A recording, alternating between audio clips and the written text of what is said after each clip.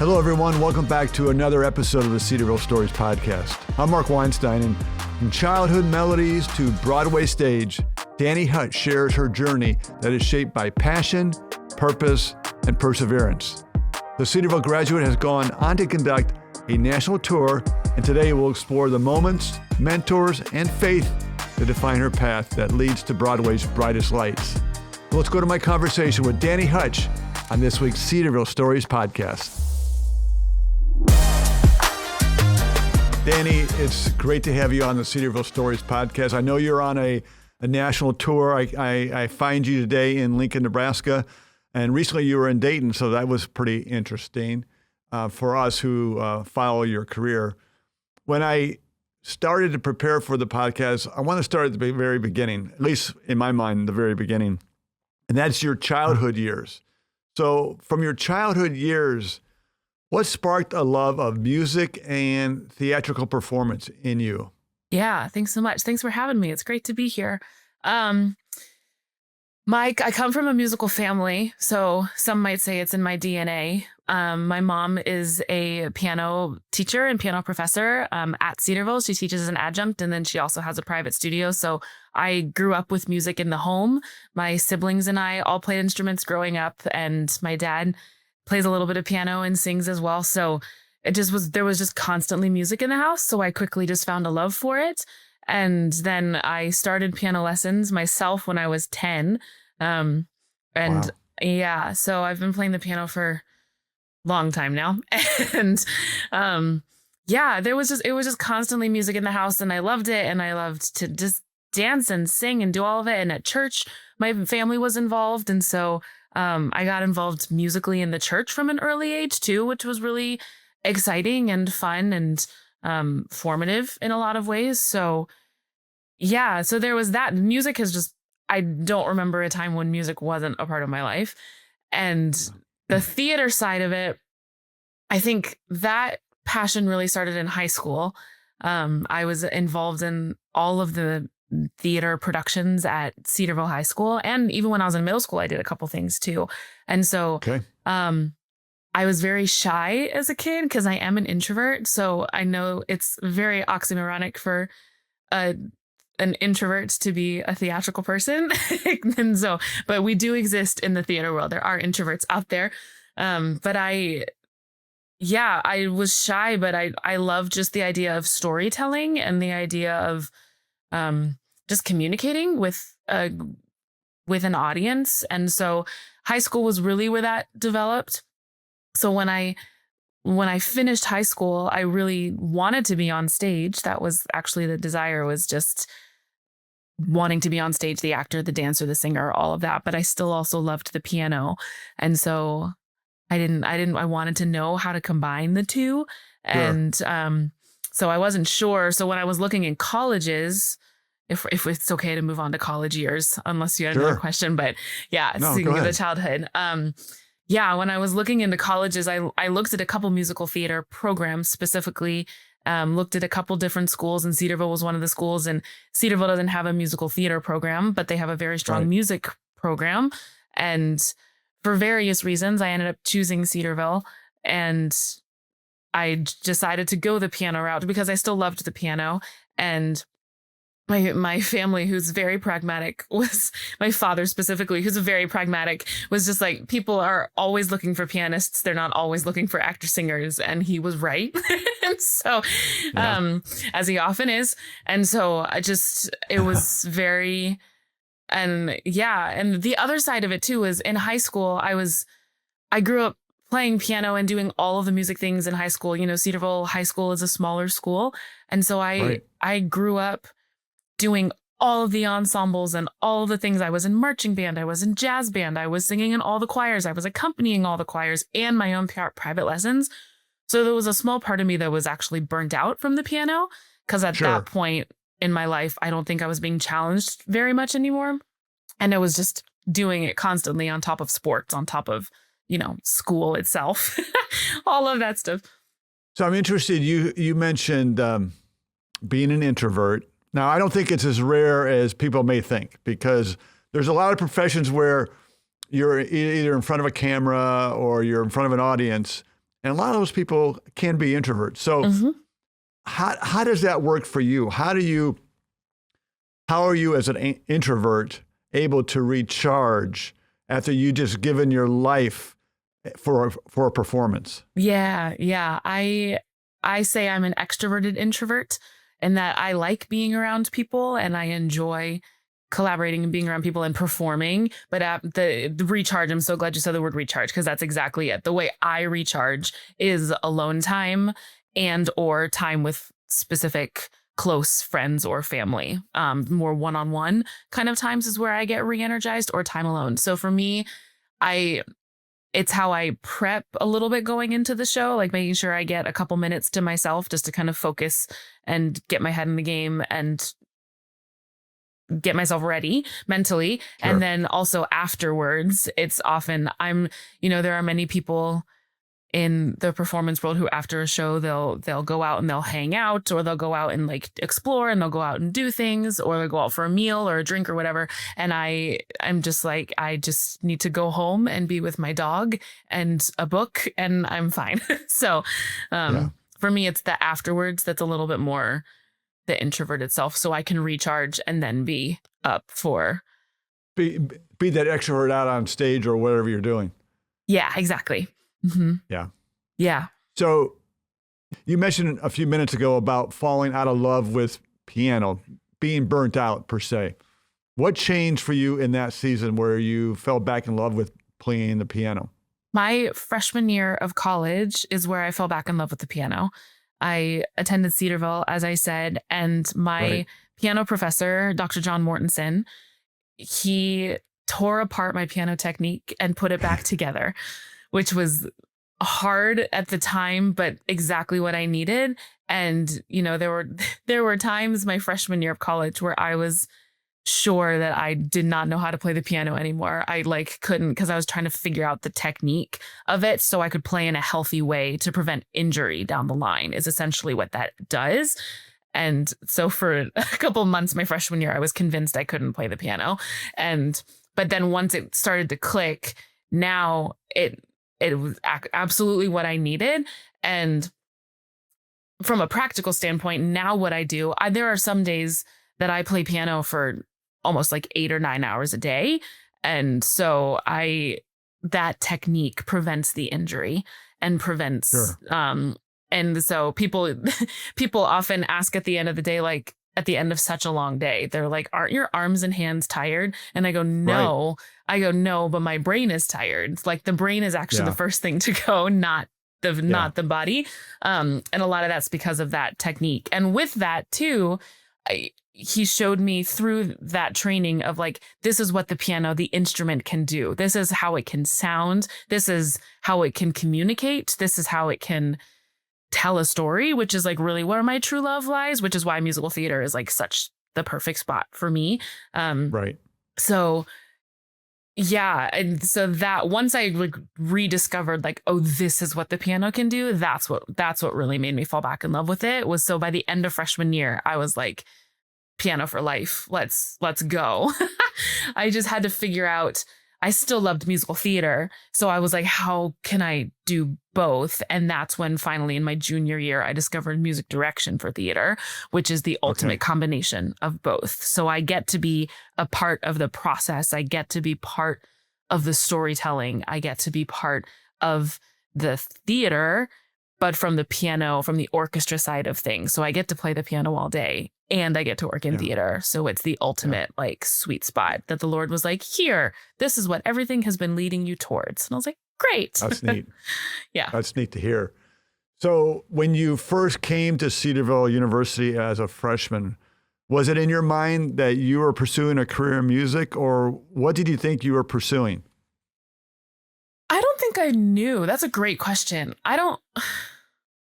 I think there was probably a small part of me because both of my parents are educators. So there was probably a part of me was like, I'll just start teaching because that's what you do. Because it's just it's what I saw in the family home.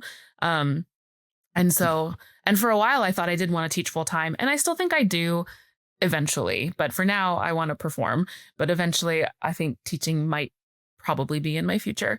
So I don't know if I knew as a freshman and even sophomore, I just knew I liked music and was just going to see what happened, I guess. Yeah. Yeah. So as I think about what you're doing now, I'm a little confused somewhat. So you're leading the music of Suffs right now, the national performance across the country. What's your role in that? I mean, are you even playing the piano during this, or what's going on? The most visible thing that people see me do is I conduct the show every night. So and depending on the show, Suffs is a keyboard conduct. So I am playing the show every night while I'm conducting the show. Other shows that I have done are stick conducted with a baton, where I'm standing on a podium, as you would see like a band director or a choir director do. But for this show, I'm playing the piano and I'm conducting at the same time. So it keeps me very busy. And so that's the most visible thing people see me do. That's where the most like performance side of it comes in for me, because that's where I'm the most exposed. I'm in front of the orchestra, the cast, and the audience. I'm right in that middle position. The other side of what I do is basically anything music related in the show is my jurisdiction. So that involves cast with all the music they're singing and orchestra with all the music they're playing. That any notes I have to give about that, or just maintaining the integrity of the show musically, is my job essentially. And so, yes, I conduct the show every night, but we're also having rehearsals every now and then, brush up rehearsals with the cast or orchestra rehearsals. We travel for musicians. For this specific tour, we travel for musicians. So it's myself, another keyboardist who's my associate conductor, our bassist, and our drummer. And then the other 8 musicians, because there are 12 of us in the pit every time, the other 8 are local musicians to every city that we travel to. So like this week, I have 8 musicians who were local to Lincoln. Last week, I had 8 musicians local to Des Moines. Next week, I'll have 8 musicians local to Cincinnati when we go. So every week, I have an orchestra rehearsal where I train them in the show and how that works. So that's a long-winded answer to say basically anything music related to the show that's what I'm the manager of. Mm-hmm. Yeah. So when you were in Dayton, you had 8 musicians from the Dayton Philharmonic with you. They weren't all from the Dayton Phil. Some of them were, but they were all from the Dayton area. Yeah. Okay. Mm-hmm. Okay. Mm-hmm. So let's go back to your college days. So you were in Fiddler on the Roof. Take us through. There was an aha moment in this experience for you during Fiddler on the Roof. What did you see or experience that shifted your direction ever so slightly? Yeah, so they asked me before auditions for Fiddler. This was my junior year. They asked me if I wanted to be the accompanist, rehearsal accompanist, and play in the pit for Fiddler on the Roof. And I went back and forth for a while. I asked them to wait because a big part of me wanted to audition to be on stage. And this was This was the crux of that tension of which do I want to do? Do I want to be on stage? Do I not? And I said yes to the accompanist job. I don't even remember like my reasoning at the time. It was probably like, I'll just try it. And if I hate it, I hate it. And then I'll know. And like, but let's just try it. Right. And I loved it. So that was finally like those rehearsals and that whole process of putting up the show and playing part of cast rehearsals and orchestra rehearsals and then being part of the show was kind of, I don't know if there was one specific aha moment. I think it was the whole process that by the end of it, I was like, yeah, I can do both. And this is what it might look like. So, that whole process really opened my eyes to the music direction world. So then I started researching like theater accompanists and music directors. And suddenly I was like, wait, this is a thing. This is a career path. It was just, that kind of light bulb moment to be, this is a thing I can follow through and actually pursue full time. And looking back, you can see that is God's way of preparing you for what you're doing today. Isn't that true? Absolutely. Yes. And even that moment was kind of one of like the aha moment was very much this is where like everything that you love is like combined in one career, because you love the singing, you love the piano playing. I'm also a dancer and a choreographer. So like the dancing side of it and the storytelling, I've been an avid reader my entire life. I love a good book. So just the storytelling aspect of it. And so it was just literally like everything looking back through high school and up to that moment was very much everything I love wrapped up in one career. Yeah, this is very much like where like all of those things that God was prepping me for, even when I didn't know it. And so, and now then everything since like to where I am today is like, yeah, this makes perfect sense of what the Lord has wanted me to do for a career. When was the moment when you realized this is really happening? I'm in this job, I'm in this profession, and this is really exciting. Yeah, I'll answer this in twofold. So I had a moment. So I went to grad school in Arizona at Arizona State out in Phoenix, and which was another formative 2 years that really just solidified both my love for the career path and the field, and also just like there were lots of skills there were lots of skills that needed to be built on and stuff. So, but at the end of that grad year program, we did a New York City showcase, and they had us go to New York. And this was all of the undergraduate seniors and the second year masters, of which I was one. And you go to the city for like 4 or 5 days. And in those days, like there are different workshops and master classes you attend, but kind of the crux of it is that every student does a 3-minute showcase in front of a couple New York City agents. And then they get feedback from them. Sometimes they get connections. Every now and then you'll get someone who ends up signing with one of those agents, if they're, that talented or whatever. And I was a little bit of an anomaly because I went as their accompanist. And so I went from like the music director standpoint. So just to accompany, but I am also a singer. So I had asked my professor, like, can I do a 3-minute showcase too? And he was like, sure. So I played for myself and did a 3-minute showcase in front of these New York City agents. And got some really good feedback and got really positive feedback of just, that was so unique. We don't see that very often. That was really cool, like all of that stuff. And met with a couple of them just to get their insight. Didn't sign with any of them. I don't have an agent, which is fine. For my career, I don't need one.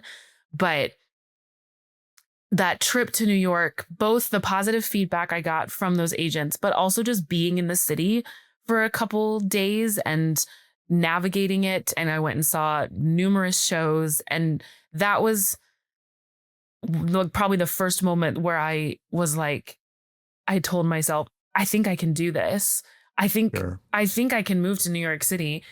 Coming from Cedarville, Ohio, I was like, I think I can move to New York City. And I think like this positive feedback, I think I can actually do this. And I think I can give this a try. And I think there's a chance that I can find work doing this. Cause New York is just kind of like this big dream a lot of people have, but like the practicality of it and whatever. Right. So that really showed me like, oh, okay.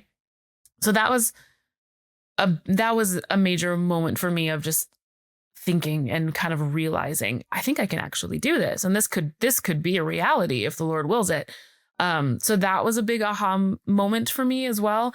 And then the first time I think when it finally hit me that I was like actually doing the thing, because it's a whole story, because I didn't actually move to New York City officially until 2 years ago. And so going from grad school, which I graduated grad school in 2019 to 2 years ago, like there's that 5-year gap in there. But so because I joined a national tour first, and which is a whole story in and of itself as well, and totally a God thing. But I think when I joined that tour, it was a whirlwind. I joined the Wicked national tour, and I was out with Wicked for 2 years.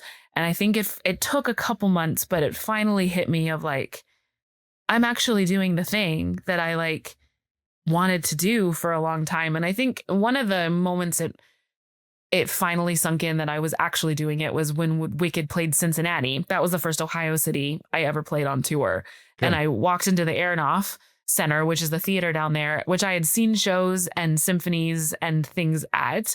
And now it was like, now I'm on the other side and this is real. It was just one of those moments of, oh, yeah, I'm really doing the thing. So those were kind of two major moments of like, this is this is the reality. Oh, Yeah. Yeah. yeah, in a very What exciting was and your cool way.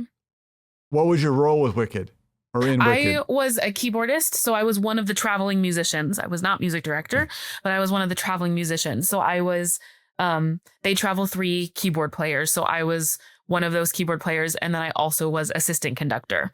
So I learned all the keyboard books and I learned to conduct the show. So I could kind of do all of that. So, and I was with them for 2 years. Mm-hmm. Again, that was another way the Lord was preparing you for what you're doing today. So you mentioned about moving to New York City. It prompted a thought in my head. So what was a bigger challenge? Overcoming the fear of, can I do this job? Or moving from the village of Cedarville to New York City? How does a Cedarville girl go to New York City? Baby steps. I think moving to New York City, I think it was a God thing that I didn't move right after grad school. As disappointing isn't the right word, as unexpected as that was, because after that showcase, I was like, I'm going to move this fall and I'm going to do this. And then it took me 5 years before the Lord was finally like, okay, now it's time. And you're ready. And yeah. And just, I think that was for the best. So because grad school out in Phoenix, like that was an adjustment because that was my first major move out of Cedarville, really was to Phoenix, Arizona for 2 years. So that was an adjustment of just, but Phoenix isn't a major metropolis. Phoenix is beautiful. I love the southwest portion of the country. It's so pretty. And so I think, so that was a baby step. And then going on tour, I visited, by the time I eventually moved to New York City, for 3.5 years after I started touring, I'd been to almost 40 cities, if not 50 cities. And most of those cities, because with Wicked, the average sit down is about a month long. So you get a month in each of these cities all over the country. So by the time I moved to New York City, I knew I was well seasoned in how to navigate a new city and finding a grocery store and finding housing and finding a church to visit and finding just how to navigate like public transportation, all of those kinds of things. So when I got to New York City and like officially moved, finally, a lot of it was like, I know how to figure all this out. Like it's just more permanent than a month, but so I think that timing of it was actually really helpful. For those listening and watching this podcast, they may think it's really glamorous to tour across the country, and I'm sure it is. It has a lot of fun to it, but there's also challenges that come with traveling with a group. What are some of your biggest challenges when you're moving from city to city with Suffs, or when you did with Wicked, or whatever performance you were with? The biggest challenge of this job and the best part of this job are the people. And I think that's true with most jobs, with most gigs, and your social group and your work group are the same group of people when you're on tour. Because if you're when you're in a new city and you don't know anybody else in town, but you know your tour folk, so you spend a lot of time with these people and you come to love these people, and you see these people 6, sometimes 7 days a week. And so that can prove challenging, and everyone goes through phases of, when it's harder and when it's easier. So that makes it interesting and keeps it adventurous and learning how to navigate that. And also learning how to navigate, we're not all best friends, and that's fine. You don't have to be. Just learning how to navigate working with different personality types. The other biggest challenge just with tour in general is you're away from home and you're constantly on the move, and you're living in hotels and Airbnbs. And as a believer, like being away from my church community is tricky. And so learning how to navigate that took me a while. And now I have a rhythm of it. But there are definitely weeks where I just miss being home Yeah. with my friends and my family and sleeping in my own bed in my apartment back at home. It's just like, sometimes it's just the basic things. But yeah, that's definitely the challenge of being on tours. You're away from home all the time. Yeah. Let's stay down the faith aspect. You just mentioned it. I wanted to get there ultimately, so let's go there now. Yeah. So your profession is very visible, very secular. It's not known as a haven for Christianity. How do you keep your rhythm in faith? How do you stay connected to Jesus so that you are walking in step with him as best as you can? I try to stay as connected to believers back at home as much as possible. So this goes in part with what I was just saying about, just being away from home being challenging. But for me, that goes hand in hand with staying connected with my fellow Christian friends back at home and right. family. And so I have different ways that I keep in contact with people. Sometimes we do like phone calls. I have some friends that I do like once a month FaceTimes with. I have some friends that we use an app called Marco Polo, which is basically leaving like video messages for each other. You just don't have to be there at the same time. So that way we can keep up with each other. I have some friends I do voice memos with. So just I have different ways that I keep in contact with multiple people who are not a part of the tour, which is refreshing. And also they are believers, which is also refreshing for my soul and my mind. So keeping that groundedness with those people is super important. Community is super important.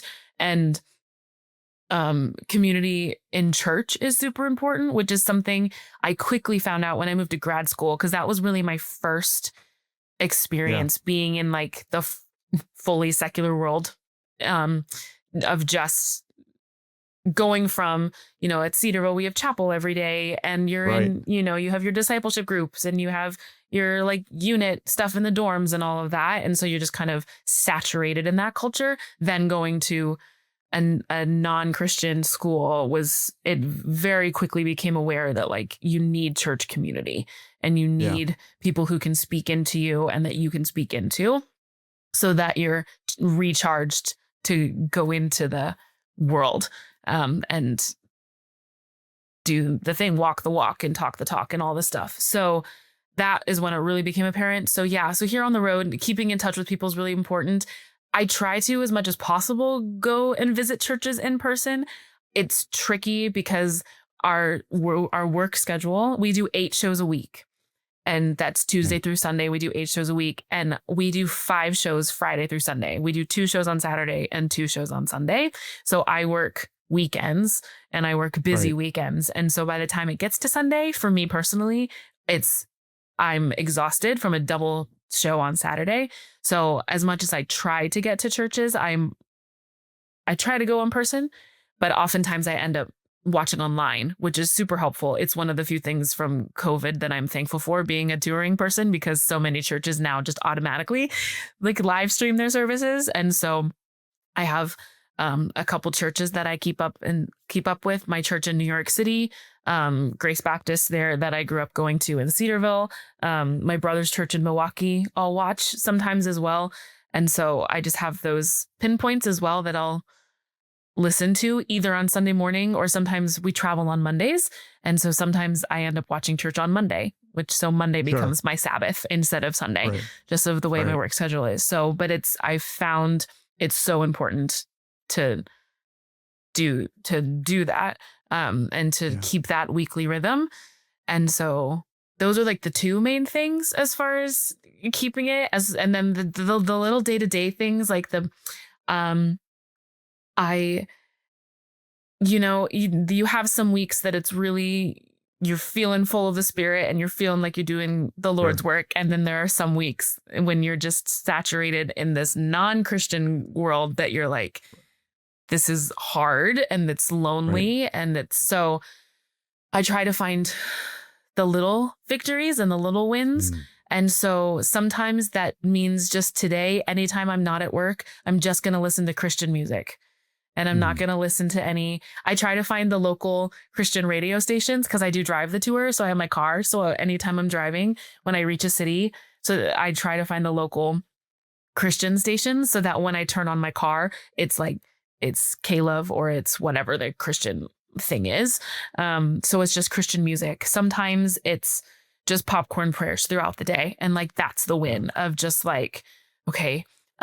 Sometimes it's, so it's just finding the little wins of that, especially in the weeks where it's just like, it feels like the world is winning because I'm saturated and constantly surrounded by secular worldview and lifestyles that I see lived out all around me and, and choices people make. And so I have time for maybe one or two more questions. So, having the accountability groups and people in your life you just mentioned are important. Going to church is important if you can, or watch it online is important if you can. How do you take that biblical instruction, that guidance, and how is that implemented in your work as a music director with Suffs? Yeah, that's a great question. It forms my work ethic in the most general sense. It's just the reminder that every time I interact with a human being, whether they're a believer or not, they are created in the image of God. And starting from there will impact the way that I approach them immediately. And even though we don't agree on our worldview, you are still created in the image of God. And so that means that you are worthy of respect and dignity and kindness. And so that's always where I start with people. And that includes the people that maybe everybody else in the company is really frustrated with this one person over something that happened. And I may even be frustrated with that person over whatever they said or did, but they still deserve kindness and not just bitterness and anger or being canceled, because it's cancel culture is so big. And so that's really where I start. I also try to just little things. It's funny. Over the years, I have found that even just little things that I won't even say will speak to people and will like show them that I'm different, that I'm, and so the fact that I don't swear is, stands out to people and people catch on to it. I've had multiple people over the years, like they'll swear, they'll start like when they swear around me, they'll apologize to me. And they go, I'm so sorry. And I never asked them to not swear. I never said, I don't like it. I never said anything about their language. They just clocked that I don't swear. So things like that, or I don't go out partying. I don't go to the clubs. So that lifestyle, most of that's just because I'm also the introvert. So after a show, I'm like, if you all want to go to the club, you go. I'm going to go home and watch PBS and read a book. So it's fine.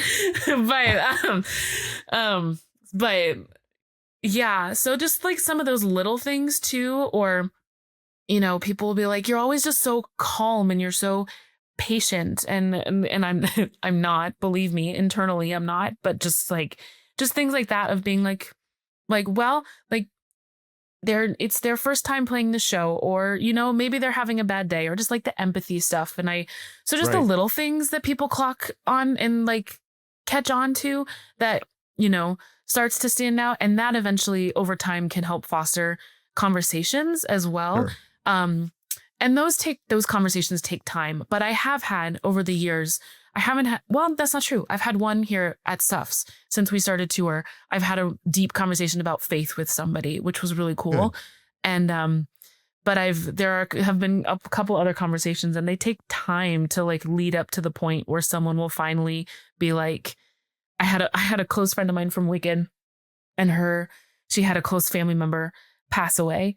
And so we went out and we were talking about it, and, I asked her how she was doing and stuff like that. And then she finally just point blank asked me like, where do you believe people go after they die? Like, what do you think happens? And I was like, okay, Lord, I see, I can take an open door when I see it. So I just, had the opportunity to explain the gospel to her, like on what I believe. And so, and she didn't have a conversion of faith that day. She listened and, she was really intrigued by it and she kind of wants to know more, but at the end of the day too, we walked away friends, even though we believe different things.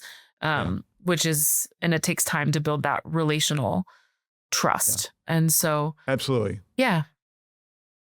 So my final question is we are out of time, but for those watching or listening, let's say they're prospective students or they're parents of prospective students, and they're looking at Cedarville because they want to go into something like what you're doing. Why in your mind does Cedarville make sense for someone to consider pursuing an education in music or whatever to become what you're doing right now in New York City? One of the biggest reasons I chose to go to Cedarville was because of the spiritual emphasis that the school has. Yeah. And I knew I wanted a really solid spiritual foundation. And that's what it gave me. So that is a major reason that I went to Cedarville, was because of the Bible minor and because of the chapel every day and all of that. And it has proved to be so effective in what I'm doing now. And just knowing, having that Bible minor and that education and getting those courses on like the core beliefs of it and the deep Bible studies has really just helped set the foundation for my faith and what it is that I actually believe. Now, of course, when I left and knowledge is one thing, experience is another. So going into the world and then having to experience it and kind of find the real life applications of those beliefs and like how to interact with people who don't believe what you do every day, especially in theater, when it's, like you said, it's very secular. It's very visibly non-Christian. It's the Lord has been really patient with me as I've figured out how to navigate it and how to make it the real life applications. But Cedarville was such a good foundation for that. And I still have professors that I keep in contact with if I have like questions with, or if I have like, hey, I'm struggling with this. I still have professors who check in on me and ask for prayer requests because they know the field that I'm in, which is really cool. And then I made some of the best friendships that I keep in touch with even today. And I graduated 10 years ago now. And so I have friendships that I met like in the dorms and in my majors that we still keep in contact, and there are a number of them that are part of that like group of people that I keep in contact with here on the road. So yeah. And you can always call your dad. He's a pretty good professor as well. Yes, the family connection is there as well. Yes. Yeah. Dani, I really enjoyed our time together. I wish you the best as you continue on your tour. Thank you for sharing your story and really how your faith in Jesus is central to who you are. You shared that very well. And again, thank you for joining me this week on the Cedarville Stories podcast. Thank you so much for having me. Yeah, it's been really fun. Thank you for listening to the Cedarville Stories podcast, brought to you by Cedarville University. To learn more about Cedarville, visit our website at cedarville.edu or click on the link below in the show notes. Be sure to come back next week when we'll share another Cedarville story for God's glory.